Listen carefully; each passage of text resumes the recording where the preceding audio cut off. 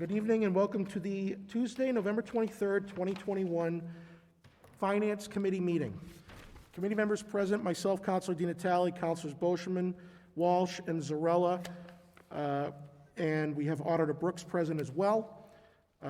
Recording of public meetings. I ask anyone in the audience who is recording this meeting to please identify themselves for the record now by standing and stating their name and address. And seeing no one in the audience, public forum. If there's anyone in the audience, and there's no one in the audience, so I will waive reading that statement. There's also no one on Zoom for public comment. The individuals on Zoom are for the last item on the agenda regarding the pilot agreement with the solar farm. So we will move on to the agenda. 201-21.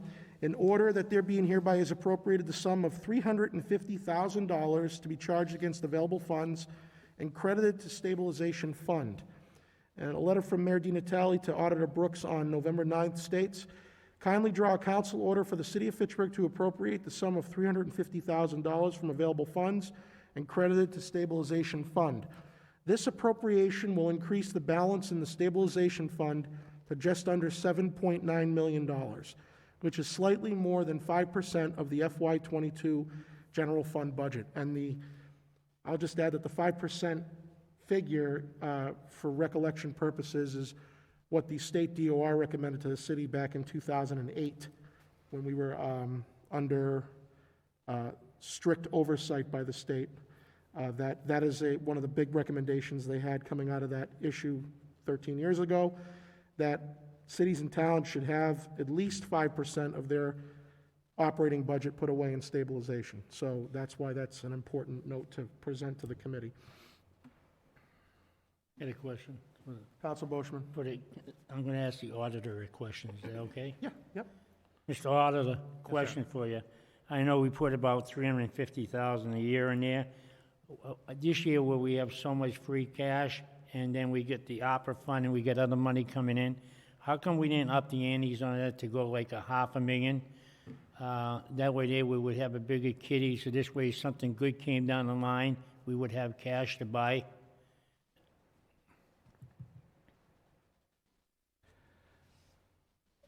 I think historically we've been doing $350,000. There are a lot of other demands on the free cash that we have for spending, capital projects that need to be done. Primarily, we've been talking about the police station a little bit. I think there's some conversation about the senior center, some other things. If the money goes into stabilization, it really should stay in stabilization rather than go in there and then be used a couple of years from now for capital type projects. Stabilization is really meant for emergency use. It's there when something catastrophic happens in the city and we are able to deal with the catastrophe. Oh, the only reason why, because I know, as I said here in the council and prior to that, many years prior, we, as a city, I bring this up, but we lost some good deals where we could have bought land at a reasonable price and made money on the deal and probably even do a better job than what it was used for. And I think the council to my right can verify that too, right? I can't tell you exactly, but I'm pretty sure that I remember some of the projects. Whether that is true or not, the stabilization allotment is a guarantee. It should be a guarantee every year, regardless of what our situation is, for the sole reason of keeping us above that 5% level, maintaining and assisting with our bond rating, which helps with borrowing costs, and also because 13 years ago, my first year in the council, when the recession hit, it hit Fitchburg even harder. We had $10,000 in stabilization. There was nothing in there. So massive cuts, massive shutdowns. So regardless of what our present situation is for needs, I would argue to the city and to the auditor and to the mayor that regardless of our needs every year, this 350 should be the first thing that gets put into stabilization before anything else, so we don't have a repeat of 13 years ago. And I'm not saying forfeiting 1 year will mean that. We actually did forfeit some of it during the pandemic. Yeah. But regardless of our situation, this should be the first appropriation every single year after this is certified. So I don't look at it as a missed opportunity on what we could have done with the money. This is a necessity for financial strength and stability above anything else. And we don't want to take our eye off that, even if it's small dollars. If you don't do it for 1 year, you may get complacent and not do it the next year, and then the next year. That's what happened a long time ago. So this should always be done, regardless of what our circumstances are. Yeah, but It's my opinion based on the history of when I first started here and the chaos that ensued because we didn't take that tact. I don't want you guys to get the wrong idea. I'm not saying, I'm only asking that I believe in the stabilization fund, and I also believe that it should be high, a lot higher than 5%. And I told city auditor that many, many times. And I just wanted to know why we didn't add more, because we have a surplus. We got the opera fund, we got the infrastructure bill coming down, we got a lot of different programs coming in our way.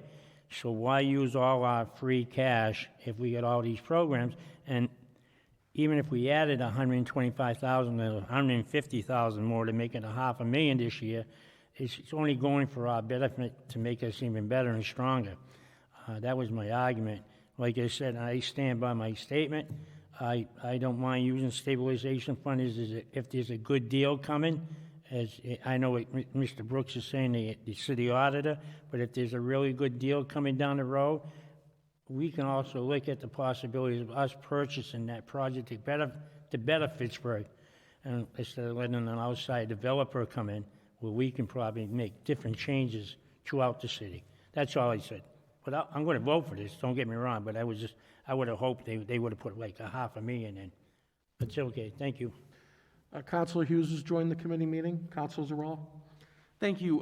First, I just wanted to echo that as we have seen, in fact, as anyone watching will no doubt immediately think of our excise tax revenues, once you pull something out of a line item, it's almost impossible to then pull, especially once you pull something out of a fiscal responsibility line item, to put it into a line item that has a visible effect. It's almost impossible to then pull it back out of that thing that has a visible effect to put it back into the fiscal responsibility. So I would pretty much never, and I do understand this is not what my colleague was suggesting, but I would pretty much never support not putting into the stabilization fund unless it were an emergency, unless we had to cut our stabilization contribution to balance the budget like we had to a little bit last year. Second, though, the reason that I would not, at this time at least, support putting a substantially higher amount in is simply because if we want to create a reserve for future purchases, for future deals, or for leveraging future opportunities, that should be a separate fund. Because, again, bad habits are easy to form and hard to break. If once we vote to raid the stabilization fund to pay for even a really, really great opportunity, it becomes that much easier to vote for it the next time. And again, I'm certain that's not what Councillor Boschman has in mind. I just think that knowing people, knowing human nature, knowing politics, that would be what would end up happening. And so if we were to have enough of a surplus that we could start establishing some kind of non-stabilization surplus fund that we could roll over the years, sure, that's not necessarily a bad idea. It could be a really good idea under the right circumstances. but we certainly shouldn't try to accomplish that by bulking up the stabilization fund, because then we'll want to use it. So, Okay. Counsel Walsh? Thank you, Mr. Chair. I'm just going to echo the sentiments of my brother counselor Zarella, and make a motion to approve 20121. second. Motion made and seconded to approve 20121. And just speaking on that, the reason why this fund is so important is also because where we were 13 short years ago, when there was a major economic downturn, the result that the city had to face was shuttering the library, shutting streetlights off. I mean, I was there for the whole thing. It was catastrophic in many regards. And the fact that we didn't even have to use this money last year or the year before that for the pandemic is further evidence that we are a much stronger footing financially than we were 15, 20 years ago. But in the event that there is another emergency, and there certainly will be of some kind down the road, but I hope later rather than sooner, if at all, we are positioned with this fund to weather that storm without those drastic measures. Those drastic measures were taken because we had nothing in the bank. So as long as we keep to the 5% minimum threshold, I would be okay with keeping it at this level and not going above it. I'm always in favor of it going more than that, but with all of the needs that we have in this city that we all talk about so often, it doesn't make a lot of sense to me to go above and beyond the savings requirement, but we certainly should meet the savings requirement, which is what we have and will continue to do, and I know no one here disagrees with that. It's actually a good thing to discuss putting more in this. It's a good thing to talk about that. But with all of the needs that we have coming down the pike, I think the taxpayers would be more interested in us dealing with those in addition to saving as well. So I think we're on the right track, and it'll prepare us for future occurrences that we may not foresee. So with that, I have a motion made and seconded to approve the order.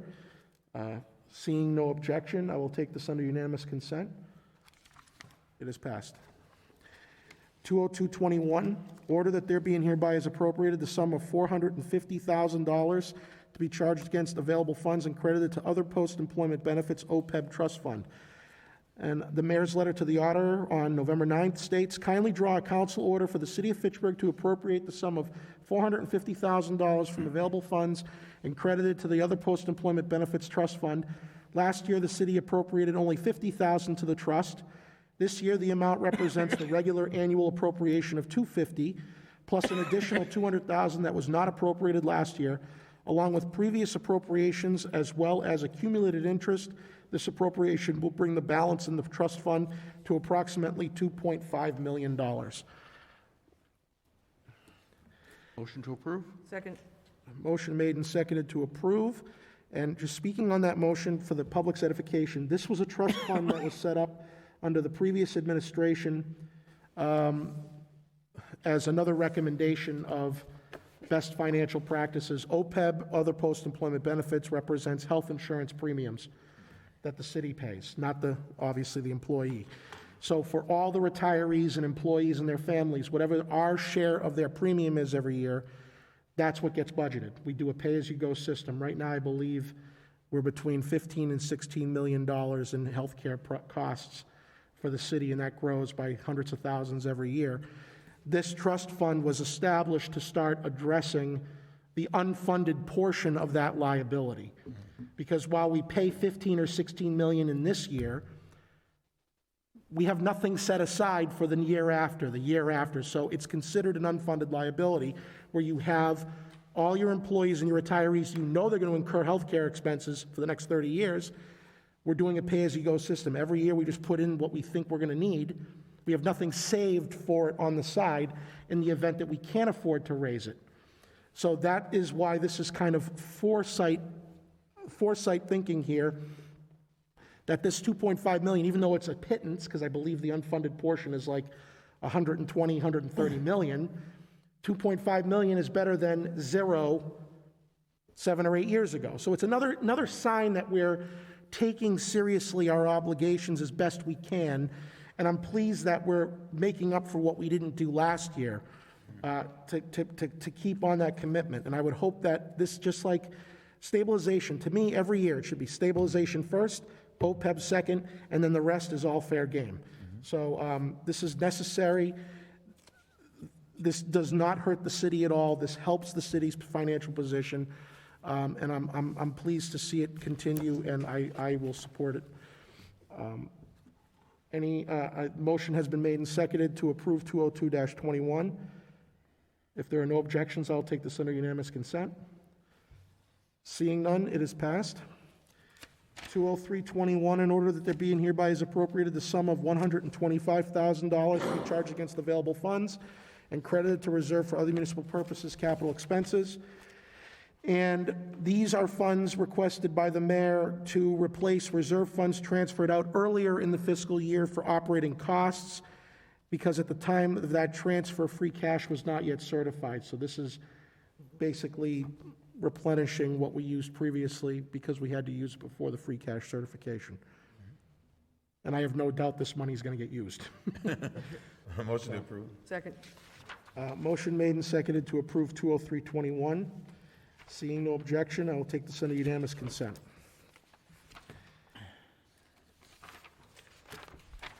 (204-21), order that there be and hereby is appropriated the sum of $600,000 to be charged against available funds and credited to school department school expenses. And the mayor's letter on November 9th says that these funds are for the following purpose. At the close of FY 2021, the school department returned about $1.9 million in unused transportation funds. The FY 2022 budget was short in transportation funds, awaiting a final determination of bus contracts and routes. With this appropriation, the city will meet its net school spending requirements. Motion to approve. Second. Motion made and seconded to approve 204-21. Speaking on the motion, Council Boishman. Do you have a question for the auditor? No, I got a question for you. You said that this is going to meet our next school spending, right? Yes. That's all I want to make sure. That's Yes, this was because of the pandemic, there was a lot of transportation that was not utilized. Right. So that money got returned to the city. And so when the budget was crafted for FY 2022, we did not have a new contract or routes situated with our bus provider. So we put something in there, and then with the new contract and everything, they need $600,000 more to make them whole. And considering they gave us back 1.9 last year, and, you know, so we're making them whole with this 600,000 now that they have a situated contract. Okay. So, I'm all in favor of it. motion made and seconded to approve 204-21. If I see no objection, we'll take this under unanimous consent. Seeing none, it passes. Last but not least, 206-21, a petition that the mayor be authorized to enter into and execute a pilot agreement with North Branch Energy LLC regarding a solar project to be located at 0 Ashburnham Street, Assessors Maps S7, Block 48, Lot 0. I know that the Chief Assessor, Chris Paquette, is on the line, as well as a representative from North Branch Energy LLC to discuss this. I will just make a few comments here on this in terms of what this says. This is an agreement for the developer to make annual payments to the city in lieu of personal property taxes attributable to the project for a period of 20 years in the amount set forth in Exhibit D. And if you look at Exhibit D, that's the payment schedule. So the estimated installation costs of this project are $10.2 million, and the agreement is for 20 years, and in each of those 20 years, the company will be making an annual tax payment to the city of $58,575 per year for a total of $1.2 million over that 20-year period. And with that, I will allow Mr. Paquette to speak if he has anything he'd like to make statements on. Thank you, Counselor. Yes, this pilot agreement has been in the works for quite some time. And it was calculated a little differently than our other pilot agreements, in that the state has changed the way in which the agreement should be written. What this will do is it ensures that the developer and the city come to a mutual agreement as far as a favorable tax structure, which allows the developer the ability to account for what his tax liability will be for the next 20 years on this pilot agreement, as well as giving the city a pilot agreement that's favorable to our terms, and also lets us know what we'll be bringing in regardless of what the value would have been if it was depreciated under standard personal property practices, as well as the impact of the fluctuating tax rate. So I believe this is a good agreement, and I believe the developers are also happy with it. So that's all I have to say. I got a question for him. Before you get there, Counselor, I know there's a representative from North Branch. If he would like to make any statements before the committee, before I open it up to the council? What's his name? What is his name, the representative on the line? Owen Grant? Sorry, Thomas DeNewville is a representative, but also Owen Grant is a lead ad, Okay, so he is also there as well. okay. So if they want to speak, they just need to state their name and their affiliation, and I'll allow them to do so. Do either of the gentlemen want to speak on this? I'm happy to speak. My name is Owen Grant. I'm actually with Duke Energy, and we're going to be the long-term owner operator of the project. We've been working with the developer is North Branch Energy. I believe that Thomas DeNewville is also on the line, but I just want to take this opportunity to introduce myself and thank this committee as well as just the city in general for so far being very easy to work with, and we're very much appreciative of this opportunity, and we look forward to wrapping up the paperwork, the agreements, and filing for a building permit and getting into construction in the spring, summer timeframe. So I'm happy to answer any questions. I don't know, Thomas, if you want to introduce yourself as well. But yeah, just wanted to thank everyone for their time this evening. Sure. This is Thomas DeNewville with North Branch Energy. I'm also the son of the long-time owner of the property, John DeNewville, who's had the property since the early 70s. And we have explored in detail various ways of utilizing the property for a long-term purpose. And this is a great solution. And a component of the property will be put under a deed restriction. So I think hopefully it'll work well for the community as well. So am I to understand from the agreement, from the data we received, that this is north of a $10 million investment? I saw on Exhibit C, the installation cost was just over $10 million. Am I reading that correct? That sounds about right. I think that's an all-in number. I think you have to take into account there's interconnection. Our friends at Unitil get their share. There's various other costs involved. But as an all-in number, I believe that's correct. Okay. Thank you. Councilor Brochman. Two questions. I got one for Mr. Grant. Is that okay? Yep, go ahead. Mr. Grant, will you be working with some of the neighbors so you can help them on the cost of electricity in that neighborhood? So this is, right now, this is slated to be what's called a qualified facility where effectively Unitil would be the off-taker, and we would sell the electricity directly to the utility. That being said, there are a couple structures in, I don't know how detailed of an answer you want, but right now that's we've done community solar projects next door in neighboring communities, but this particular program right now is slated for to be a qualifying facility selling the electricity to Unitil. That being said, there are some forthcoming changes in the SMART program in Massachusetts that may allow for a couple alternative structures that we could come back to the town. I guess it would probably be the finance committee where potentially the city might be able to participate as well as members of the community. But currently, the way the guidelines are set up, this doesn't really afford for the direct involvement from the members of the community. That being said, I think one of the reasons why the state has the program is to overall provide through this type of distributed generation, you're creating enhanced reliability to the grid and lowering the system costs for all utility customers. So I think there's some benefit there in addition to the pilot payments and local materials and so forth.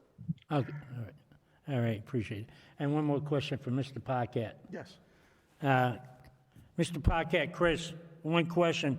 On this new design that the state came out on these solar farms and that, is that going to affect the ones we already agreed on? Is that going to change theirs?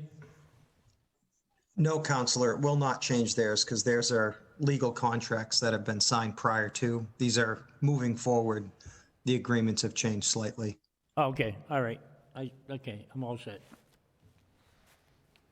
Motion to approve? Second. Motion has been made and seconded to approve the pilot agreement or favorably recommend it to the full council. Any discussion on the motion? Seeing none, if there is no objection, I will take this under unanimous consent. It passes unanimously. Thank you, gentlemen. Motion to adjourn. Second. Thank you. Thank you very much. Motion has been made and seconded to adjourn, and Thank you, everyone. thank you. And just want to wish everyone in the city of Fitchburg a happy Thanksgiving, and go Big Red on Thursday morning against the Leominster Blue Devils. I don't even I'll like saying second both of those. that. Beat Leominster. Thank you. Have a good There night. you go.